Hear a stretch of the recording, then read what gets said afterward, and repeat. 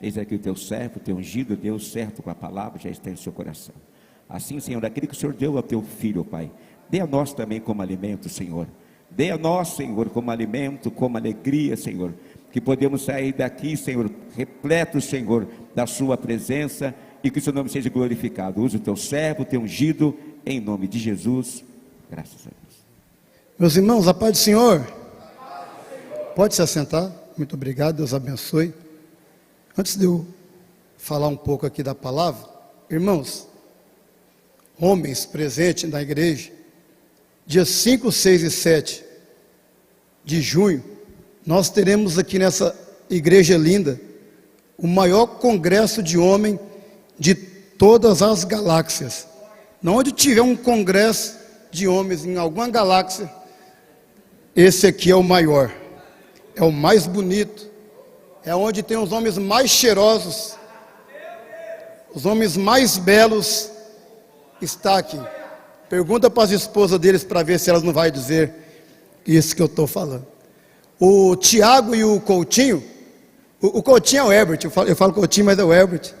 Eles estão pegando o nome dos irmãos. Os irmãos aqui do púlpito já passaram para mim, todos os obreiros estão fazendo as inscrições. Faz a sua inscrição, irmão, para nos ajudar a trazer os pregadores, os cantores. Teremos o melhor aqui, a nata, pregando, louvando, adorando o nome do Senhor. E será 3 dias, não onde o diácono não vai preocupar, o diácono que vai estar sentado, não onde o presbítero, não onde o pastor da igreja, o dirigente não vai preocupar com palavra, isso, com aquilo. Vai sentar só para dar glória a Deus, aleluia, louvar e bendizer o nome do Senhor. Então, irmã, se o seu marido falar, eu não estou querendo participar, isso aqui, você fala, você vai participar sim, rapaz. Vai lá buscar poder de Deus, vai lá buscar a graça de Deus, porque nós precisamos de você firme e forte. E ele vai vir aqui receber poder de Deus, se fortificar na presença do Senhor. Irmão, não fique sem participar, porque Deus tem coisas gloriosas para realizar. Eu não estou dizendo da boca para fora, eu estou falando o que eu estou sentindo. Deus vai fazer coisas gloriosas aqui na vida dos homens. Os homens estão se motivando, estão jejuando, estão consagrando, orando para um mover de Deus aqui nesse lugar. Eu nos primeiros meses do ano, eu fiquei muito preocupado com o congresso. Depois eu dei uma relaxada na questão de ficar preocupado, porque eu suspendi até meus remédios que eu tomava para jejuar e buscar a Deus juntamente com os homens. Então eu estou tranquilo, porque eu sei que Deus vai fazer coisas extraordinárias aqui. O homem que não participar vai ficar assim triste, por que eu não participei, por que eu não fui? Irmão, daí não vai ter, já vai ter passado. Então procura o Tiago e o Coutinho ali, faz a sua inscrição. Você que não fez ainda, ele vai falar para você lá o jeito que você abençoa os homens com a sua inscrição, e vai ser bênção em nome de Jesus. Amém? Abra a sua Bíblia em Isaías capítulo 6. Enquanto você abre, eu quero louvar a Deus pela vida do nosso pastor, presidente, por nos permitir mais uma vez falar no púlpito que Deus confiou a ele. Uma honra, uma responsabilidade. A vida do pastor William, que nos convidou, Deus abençoe a vida do senhor, um prazer. O evangelista Regis também, que trabalha aqui na frente desse departamento, são homens abençoados, amigos, e é uma alegria, um prazer estar aqui nessa manhã com vocês, para nós juntos aprender um pouco dessa verdade bíblica. Isaías capítulo 6, quem achou diz amém? Amém. Quem achou diz amém? Eu vou ler na minha tradução, você acompanha, tá? No ano da morte do rei Uzias, eu vi o Senhor, assentado em um trono alto e exaltado, e as abas das suas vestes enchiam o templo. Acima dele estavam serafins, cada um deles tinha 6 asas. Com 2 cobriu o rosto, com 2 cobriu os pés, com 2 voavam, e proclamavam uns aos outros: Santo, Santo, Santo é o Senhor dos exércitos. A terra inteira está cheia da sua glória. Ao som das suas vozes, os batentes das portas tremeram, e o templo ficou cheio de fumaça. Então gritei: ai de mim, estou perdido, pois sou um homem de lábios impuros, vivo no meio de um povo de lábios impuros, e os meus olhos viram o Rei, o Senhor dos exércitos. Logo um dos serafins voou até mim, trazendo uma brasa viva que havia tirado do altar com uma tenaz. Com ela tocou a minha boca e disse: veja, isso tocou os seus lábios, por isso a sua culpa foi removida e o seu pecado perdoado. Então ouvi a voz do Senhor conclamando: a quem enviarei? Quem irá por nós? Eu respondi: aqui estou, envia-me. Amém? Queridos, estamos diante de um dos textos mais lindos do que chamamos de corpus profético da Bíblia. O que é o corpus profético? É o livro que vai desde Isaías até Malaquias, 12 menores, 5 profetas maiores. Esse com certeza é um dos textos mais conhecidos de todos os livros proféticos, que qualquer criança que você perguntar conhece e já ouviu falar sobre esse texto. O capítulo 6 de Isaías, e quando nós lemos Isaías, todos os teólogos que estudam o Antigo Testamento são unânimes em dizer e assegurar que o livro de Isaías, ele tem uma cronologia perfeita dos acontecimentos. É um livro muito bem organizado cronologicamente, diferente, por exemplo, de Ezequiel, que não segue uma ordem cronológica dos fatos e dos acontecidos nos seus escritos. Isaías é cronologicamente muito bem organizado. Haja vista que Isaías tem pelo menos 3 grandes divisões, e do capítulo 1 ao 39 de Isaías, ele fala para um povo e que está em Israel ainda, em Judá.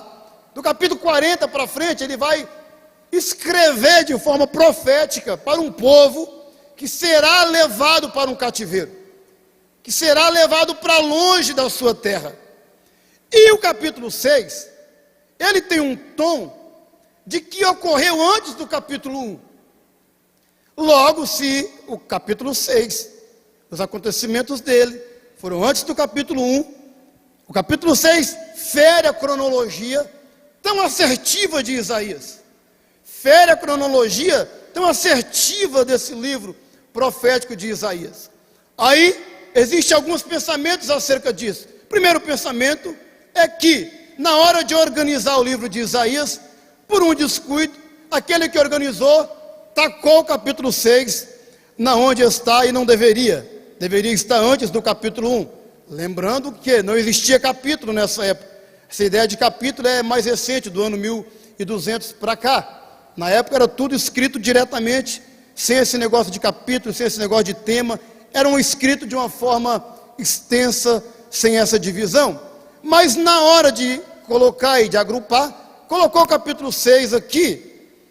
Porém, há aqueles que digam: não, o capítulo está certo. Isaías começou a profetizar, mas Isaías deu uma titubeada, uma vacilada, deu uma fraquejada depois que ele já era profeta.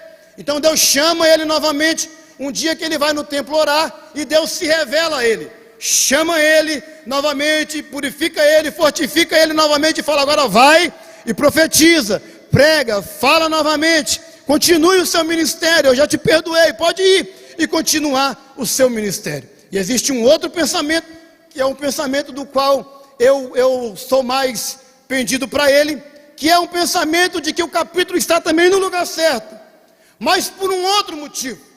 Vocês lembram que do capítulo 1 ao 5, e você lê na sua casa depois, Isaías ele vem profetizando e condenando o povo por ter se afastado de Deus, por ter deixado Deus, por ter abandonado Deus, por ter largado Deus. E ele fala: olha, vocês estão tão terríveis, que um boi conhece o seu possuidor, e vocês não conhecem o Senhor.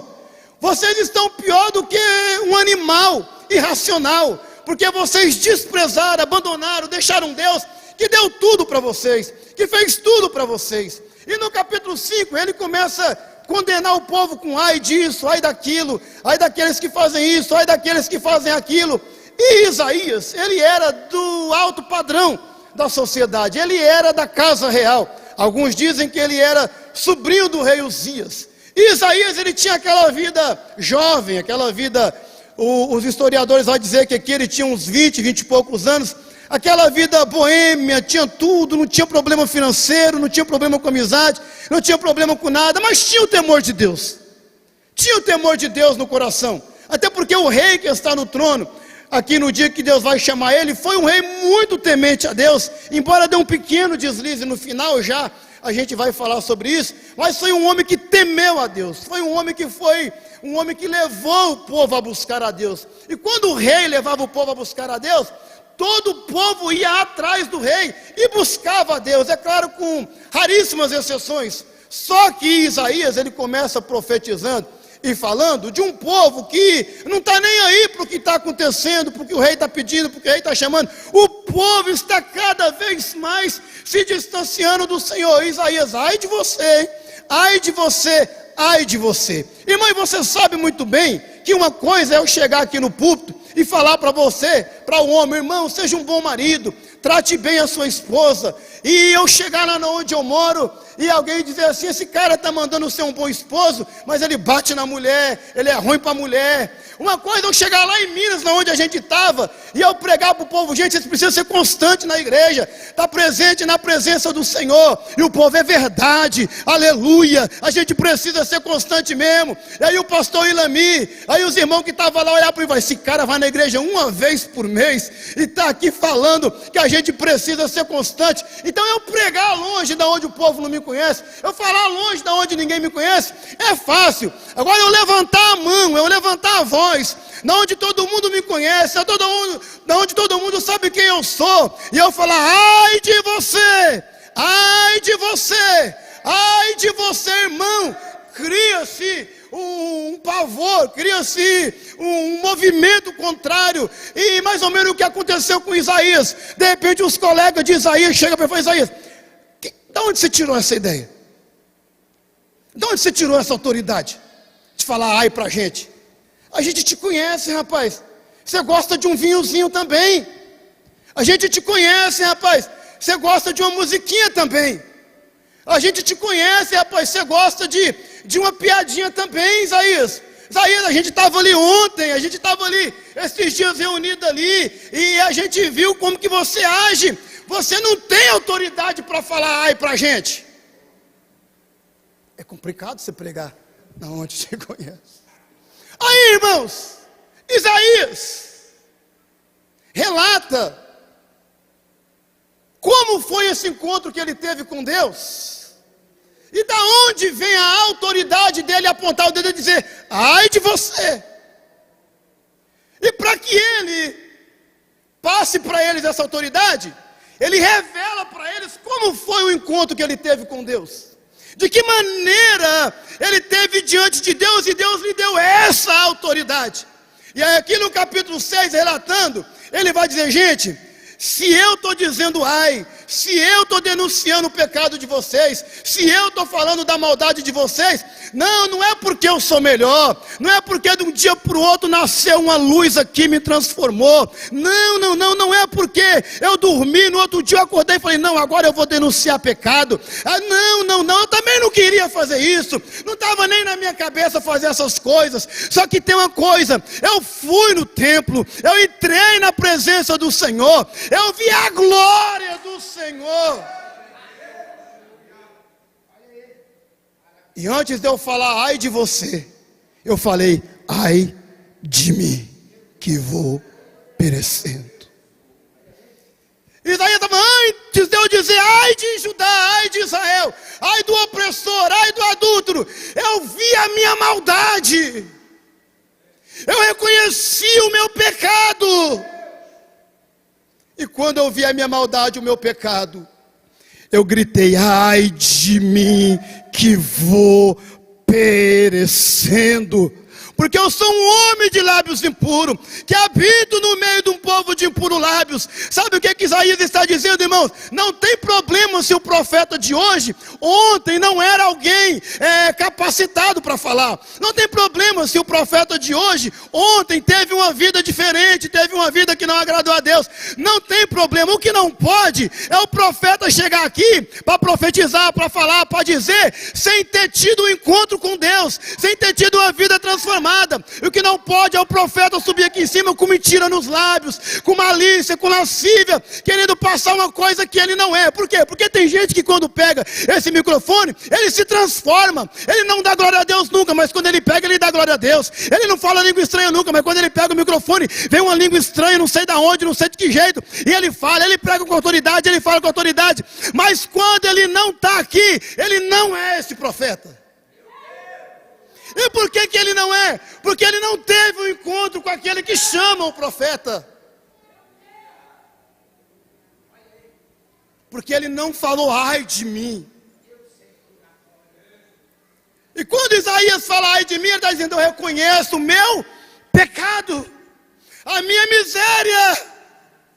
Ele está dizendo, eu estou apertando a ferida de vocês, é para curar. Porque antes de eu apertar feridas suas, eu apertei a minha. Antes de eu expor o pecado de vocês, o meu pecado foi exposto diante de Deus.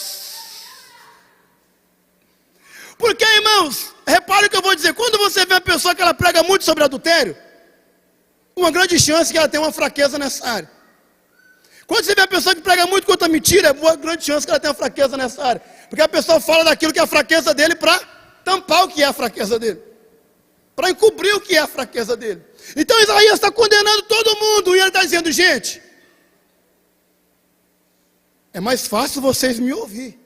Porque se vocês passar pelo que eu passei, se vocês viram o que eu vi, se vocês contemplar o que eu contemplei, vocês não imaginam. Então fique tranquilo, eu estou falando ai hoje, mas hoje a minha boca não fala mais palavrão. Eu estou falando cuidado hoje, mas hoje eu ando com cuidado. Hoje eu não ando em roda de escarnecedor, hoje eu não minto mais, hoje eu não adultero mais, hoje eu não roubo mais, hoje eu não mato mais. Eu tenho minhas fraquezas que todo mundo tem, que todo profeta tem. Só que eu vi a glória do Senhor. Irmão, deixa eu dizer uma coisa aqui para andar rápido. Isaías viu 3 coisas aqui, nesse capítulo. 3 coisas. E a Bíblia começa dizendo assim, agora eu vou começar a falar. Que no ano que morreu o rei Uzias, várias vezes eu já preguei assim, dizendo assim, irmãos, o Uzias da sua vida precisa morrer, para Deus fazer a obra na sua vida. Mas eu tenho no meu celular aqui uma Bíblia que ela tem 12 traduções. Tem uma tradução lá que eu nunca vi ela no papel, por exemplo, tradução brasileira, tradução fácil de ler. Eu nunca nem vi essas traduções em papel. E nenhuma delas assevera que, quando Isaías narra isso, Uzias já tinha morrido. Ele falou que foi no ano que ele morreu. Ele não fala se foi antes dele morrer ou depois que ele morreu. Foi no ano que ele morreu. Eu posso dizer assim, irmãos, eu casei no ano que o Brasil foi campeão do mundo. Você vai dizer antes dele ser campeão ou depois dele ser campeão? Ou seja, antes de julho ou depois de julho? Porque eu não estou sendo claro para você se foi antes ou depois. Foi no ano que ele morreu. A maioria de todos os biblistas põe que foi depois que Uzias morreu. Que Isaías estava apavorado, preocupado, assim como toda a nação, porque Uzias foi um rei excelente, que por 52 anos foi rei. E agora, em volta de Israel, está acontecendo algo que a Síria, ela está começando a tomar todos os povos. E ela está chegando perto de Israel. E ela vai tomar Israel, inclusive. E Isaías está aqui em Judá e está todo mundo preocupado. E um homem que é rei por 50 anos, quando ele vai deixar de ser rei, todo mundo fica apavorado. Mas porém, se nós olharmos bem, Isaías ele não profetizou não mais do que 2 anos durante o reinado de Uzias. E os últimos anos do reinado de Uzias, ele foi rei juntamente com seu filho Jotão, que foi corregente com ele. Por quê? Porque Uzias, Deus fez tanta coisa na vida de Uzias, prosperou, abençoou tão, que ele falou assim, rapaz, eu sou grande aqui mesmo, eu sou o cara. Aí ele tentou entrar no templo e oferecer incenso no templo. O sacerdote falou para ele: Uzias, não entra, rapaz. Isso não é para você. Você é um cara engenhoso, você fez arma, você construiu. Mas aqui não é para você. Ele falou: não, sai daqui, eu vou oferecer. Quando ele pegou o incensário, ele ficou leproso. Tiraram ele correndo e levou para casa. Mas ele não morreu. Demorou ainda alguns anos para ele morrer. Então ele não podia sair ao povo, ele não podia falar ao povo, ele não podia ministrar ao povo. Jotão, seu filho, o menino novo, o moço, é quem falava ao povo, é quem dizia ao povo, era quem levava a palavra ao povo. Só que Jotão era um cara excelente, foi um excelente rei também, assim como seu pai, tirando essa falha dele. Então, dentro de Judá, internamente, o povo não estava apavorado sobre a questão de que, e agora o que será de nós? Porque Jotão já vinha arrumando o ambiente para quando ele fosse rei. Então não tinha esse medo internamente. O que eu entendo é que Isaías,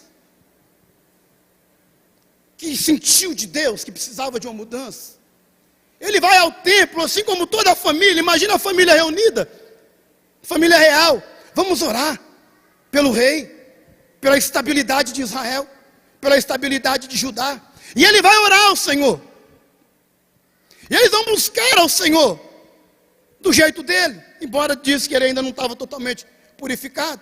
E quando ele entra ali, que ele começa a orar, a buscar o Senhor, ele abre uma visão do céu, do trono de Deus. E ele fala: eu vi o Senhor. E ele fala: eu vi o Senhor, ele estava sentado em cima de um tamborete de madeira. Eu vi o Senhor, ele estava sentado em cima de uma mesinha, de uma cadeirinha que arrumaram para ele lá, porque ele é muito pobrezinho. Não foi essa a visão que ele viu. Ele falou: eu vi o Senhor sentado sobre um alto e sublime trono. O que ele está dizendo? O Deus que assenta no trono lá de cima, a cadeira dele não é de ouro, esse ouro aqui da terra. Ele não tem servos humanos servindo a ele. Ele está num alto, no sublime trono. Ele está dizendo: ele é majestoso, ele é poderoso, ele é glorioso, ele é grande. Ele tem uma visão, irmãos, não de um rei humano, mas de um rei dos reis e senhor dos senhores. Rei dos reis e senhor dos senhores, que é o meu Deus, que é o seu Deus, que é o meu Pai, que é o seu Pai, que é o meu Senhor, que é o seu Senhor. Irmão, você está aqui agora andando, glorificando a Deus, passando raiva, passando luta, passando dificuldade, mas você sabe, tem alguém lá em cima no controle. Ah, tem pessoas preocupadas: será que o Lula vai ganhar? Ou será que é o Bolsonaro que vai ganhar? O Bolsonaro, o outro filho, que vai ganhar? Ou será que é não sei quem que vai ganhar? E a gente está aqui todo preocupado. O povo está tramando nas escondidas à noite, buscando voto, buscando isso, buscando aquilo. Ele está bem tranquilo lá sentado no trono. Se o Bolsonaro ganhar, ele continua no trono. Se o Lula ganhar, ele continua no trono. Se Israel ganhar, ele está no trono. Se os Estados Unidos ganhar, ele está no trono. Se a Rússia ganhar, ele está no trono. Se eu morrer, ele está no trono. Se eu viver, ele está no trono. Aconteça o que acontecer, o trono dele é inabalável. Por quê? Porque é alto, nada chega lá. É majestoso, não tem glória igual. Irmão, nosso Deus não é um Deusinho minúsculo. Ele não está sentado em cima de um sofazinho comprado, irmão, numa loja aqui da esquina da cidade. Ele está em um trono, é um trono glorioso. Ele governa a terra, ele governa o mundo, ele governa Jacareí, ele governa a Debrai de Jacareí, ele governa o ministério de Madureira, ele governa tudo. E sabe por que você vive preocupado? Porque você está com o olho no trono da terra. Mas e Uzias? E Jotão? Deus fala: Isaías, vem aqui. Tira o olho um pouquinho daqui. Olha aqui, Isaías. Quem levanta Uzias está aqui. Quem levanta Jotão está aqui. Quem levanta Acaz está aqui. Quem levanta Ezequias está aqui. Quem levanta Manassés está aqui. E quem abate também está aqui. Quem governa também está aqui. Quem lidera também está aqui. Se aí na terra tiver ruim, aqui está tranquilo. Se aí na terra tiver turbulento, aqui está tranquilo. Porque o trono do Senhor, ele é inabalável. Oramandarabassuri andarabai. E esse trono é tão glorioso, essa glória é tão grande, que ele diz que ele viu serafins. E só aqui aparecem serafins na Bíblia, com 6 asas voando. um para o outro e dizia: santo, santo, santo é o Senhor dos exércitos. Aí aquele que quietava o outro falava: santo, santo, santo é o Senhor dos exércitos. Mas não era assim não, era casalzona aberta e voando e dizendo: santo, santo, santo, santo, santo é o Senhor dos exércitos. O trono dele não abala, a vontade dele é soberana. Aleluia. Você fica desempregado, você desanima, porque você é humano. Você se preocupa com o dia da manhã, porque você é humano, mas fica tranquilo, amanhã ele está lá no trono tranquilo.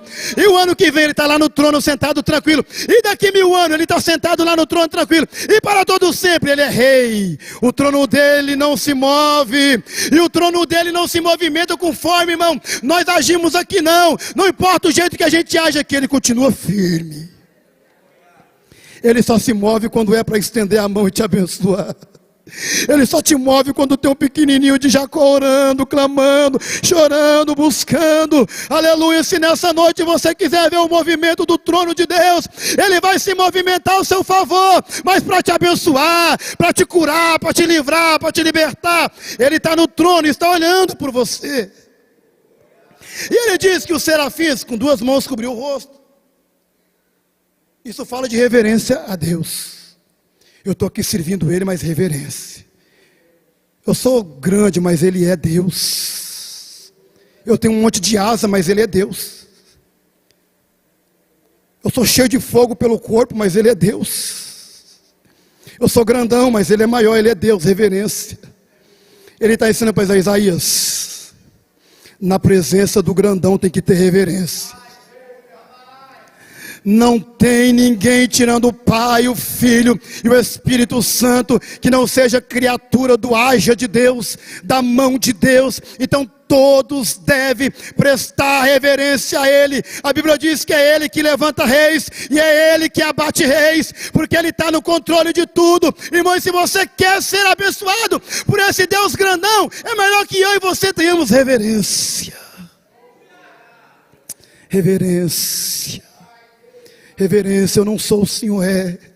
Se o Senhor não me ajudar, eu não prego. Se o Senhor não me ajudar, eu não ensino. Se o Senhor não me ajudar, eu não lidero. Se o Senhor não me ajudar, eu não trabalho. Se o Senhor não me ajudar, eu não vivo. Eu dependo de Ti para tudo. Eu dependo do Senhor para tudo. Pai, eu alcancei, meu Pai, um degrau ministerial, mas reverência ao Senhor. Eu cresci lá dentro da empresa, mas reverência ao Senhor. Eu conquistei meus objetivos, mas reverência ao Senhor, que é santo, santo, santo. Ele é santo, santo, santo, santo, santo.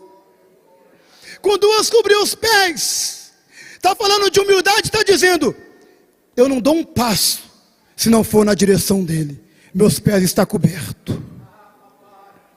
Se ele falar que é para ir para aqui, eu vou para aqui, para lá, eu vou para lá. Eu não dou um passo fora da direção dele. Irmão, Deus está ensinando Isaías, e está ensinando nós que estamos aqui hoje, que não importa, irmão, quão grande seja a tua capacidade, o meu intelecto, nós precisamos ter a humildade de cobrir os nossos pés diante dele e falar: Deus, eu não sei andar se o Senhor não andar comigo.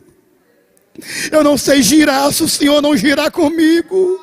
Eu não sei correr se o Senhor não correr comigo. Eu preciso do seu direcionamento. Tem alguém aqui nessa manhã que precisa do direcionamento de Deus. Tem alguém aqui nessa manhã que ainda cobre os pés diante do Senhor. Fique tranquilo, porque Ele está direcionando a sua vida lá do alto e sublime trono. E sobrou 2 asas. Com 2 asas voava. Mas pensa num negócio engraçado. Não é engraçado, é engraçado. Ele está com 2 asas cobrindo os pés, com 2 asas cobrindo o rosto e está voando. Como é que ele está enxergando, né? Com os olhos cobertos. Mas acho que ele não estava tampando tudo, né? Ele estava só assim para não olhar no rosto de Deus. Eu estou aqui diante dele, pertinho dele, mas eu não ouso encarar no olho dele. Enquanto eles voavam, eles espalhavam brasas em volta do trono. Enquanto eles voavam, eles espalhavam a glória de Deus. Fala assim, embora eu tenha poder de espalhar a glória, eu não ouso olhar no rosto dele. O meu chamado é espalhar, meu chamado é levar, mas eu continuo submetido a ele, humildade a ele e reverência a ele. Ei, irmão, Deus está falando com Isaías aqui, ó. E será que não está falando comigo e você também? O que, Oswaldo? Eu vou te levar. Você vai fazer coisas grandes em meu nome, mas nunca tire a mão do rosto. Oh, Deus está te usando em profecia, mão no rosto. Deus está te usando na palavra da ciência, mão no rosto. Deus está te usando no melhor louvor, mão no rosto. Deus está te usando nos melhores projetos, mão no rosto. Eu não ouso achar que é por mim. Eu não ouso achar que é a minha capacidade. É a capacidade daquele que está assentado sobre o trono. O nome dele é Jeová. Aleluia, glória a Deus. Isaías viu a glória de Deus. Repita comigo, Isaías viu a glória de Deus. Repita comigo, Isaías viu a si próprio. Não, quando Isaías viu a glória de Deus, aí ele olhou para ele e falou, estou lascado. Deu ruim. Aí ele olhou para ele e falou assim, eu falo umas coisas que não deveria, eu vou nos lugares que não deveria, eu me atrevi a entrar aqui, Deus veio, e eu estou aqui agora. Ele olha para dentro dele e fala, ai de mim. Imagina Isaías colocando a mão na cabeça, só esperando a pancada e a morte. Ai de mim, que vou perecendo. Porque eu vi o Senhor. Irmão, é impossível um homem ficar diante da glória de Deus e não reconhecer o seu pecado. É impossível um homem ficar diante de Deus e não reconhecer o seu pecado. Deixa eu falar para você, eu sou pentecostal, 28 anos de Assembleia de Deus. Mas eu sou muito desconfiado com as visões que o povo diz aí. Eu fui no céu, fiquei não sei quantos dias lá e vi não sei o quê. Até porque a maioria dos livros que não são canônicos, os apócrifos, eles são recheados de visão, de gente que foi no céu, viu isso, tem gente que viu cavalo, tem gente que viu não sei o quê. E são apócrifos. Eu sou muito preocupado com essas pessoas que vê coisa demais, mas não vê a si próprio. Pastor Josias vê anjo toda hora, mas não vê que está errado. Como que você ficou diante da glória de Deus? Saiu da glória de Deus, continua mentindo, continua comprando e não paga, continua falando mal dos outros, continua trabalhando contra tudo e contra todos. É impossível ficar diante da glória de Deus e não mudar. Ai de mim. Ai de mim! Ai de mim! Ai de mim!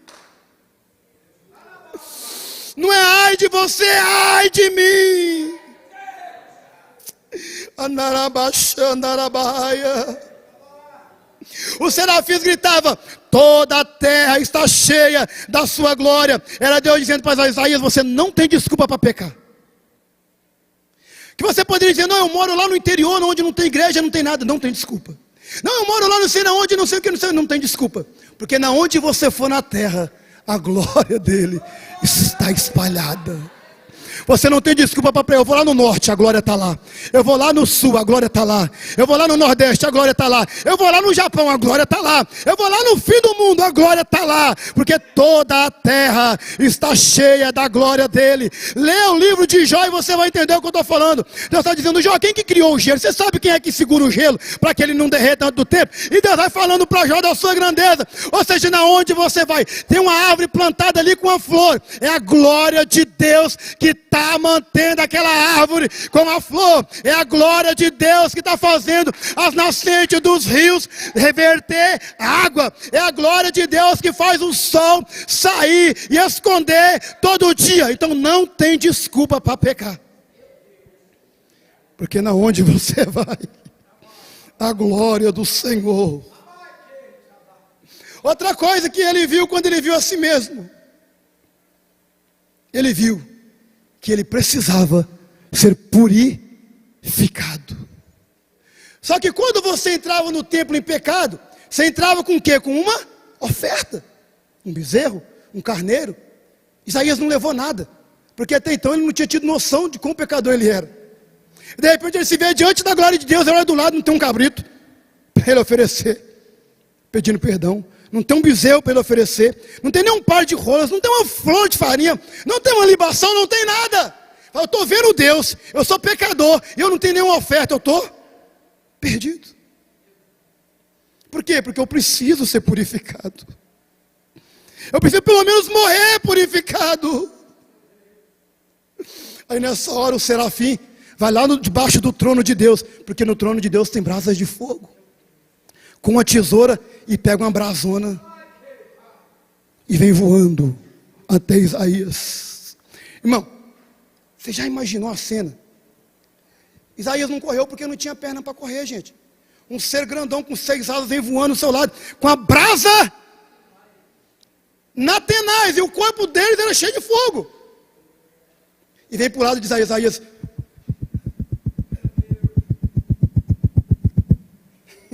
batendo no joelho no outro. Morri. Já era. Ele toca com a brasa no lábio de Isaías. Purificado foi o seu pecado. Tirada foi a sua culpa.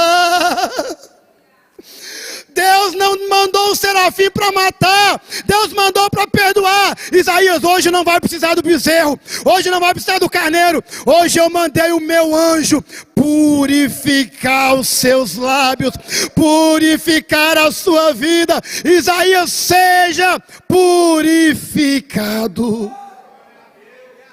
Isaías viu a glória de Deus, viu sua própria miséria, seu próprio pecado.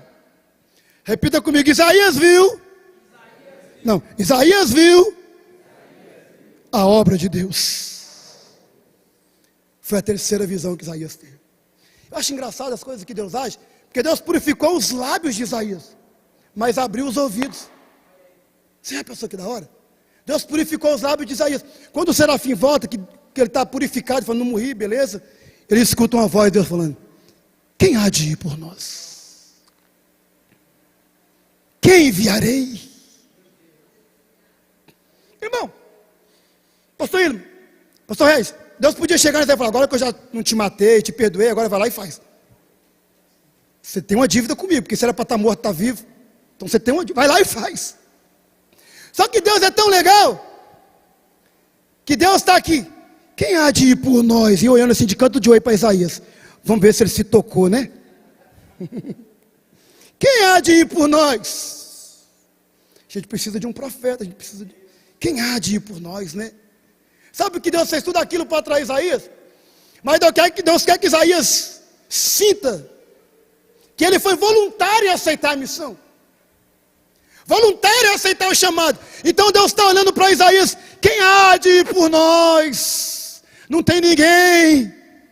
Isaías está lá de baixo assim, Senhor, porque agora ele já pode olhar para Deus com o coração leve, porque ele está purificado. E aí ele fala, Senhor, eis-me aqui. Falei palavrão ontem, mas hoje eu não falo mais. Roubei ontem, hoje eu não roubo mais. Menti ontem, hoje eu não minto mais. Envia-me a mim, Senhor. Eu vi a glória de Deus, eu vi que eu sou pecador, e eu estou vendo e ouvindo que há uma necessidade na obra. Senhor, pode me levar, pode me enviar. Aleluia.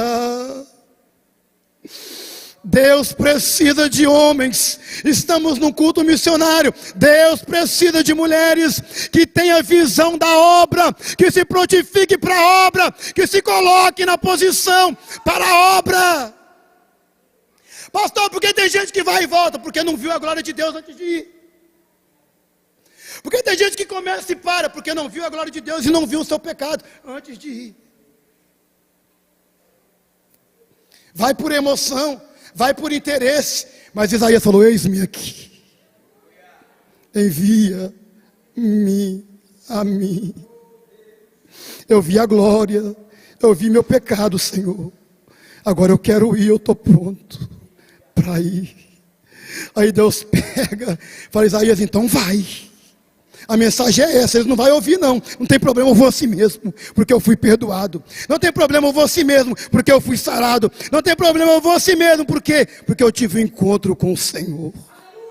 Deus fez 4 coisas com Isaías naquele dia. Primeiro, Deus se revelou ao profeta. Deus purificou o profeta. Deus chamou o profeta e Deus enviou o profeta. Nós estamos numa noite missionária. Se coloca de pé, por gentileza. Nós estamos numa noite missionária. Quem sabe você se acha indigno de fazer a obra de Deus. Quem sabe você se acha indigno de fazer algo para o Senhor. Deixa eu te dizer, Deus hoje está dizendo para você: filho, eu revelo a minha glória.